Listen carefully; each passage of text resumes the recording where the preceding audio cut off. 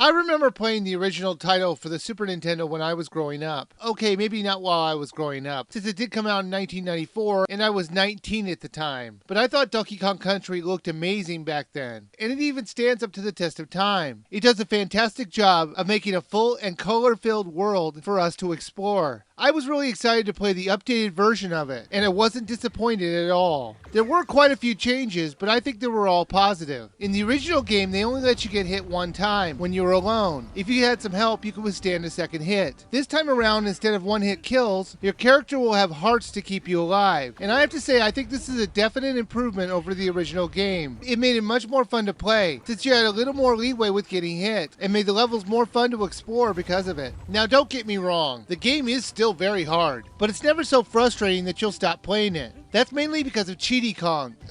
Excuse me, Super Kong. He will finish any level for you that you just can't handle. You see, when you start dying too much, the game just gets frustrated with your terrible game playing and gives you the option to have Super Kong do the level for you. It's the same option that you saw in New Super Mario Bros. Wii and Super Mario Galaxy 2. It's really for the younger players, so they can continue to keep playing even if they get stuck on a level. Although, to be honest, there was a couple levels where Super Kong helped me out, especially in the later levels.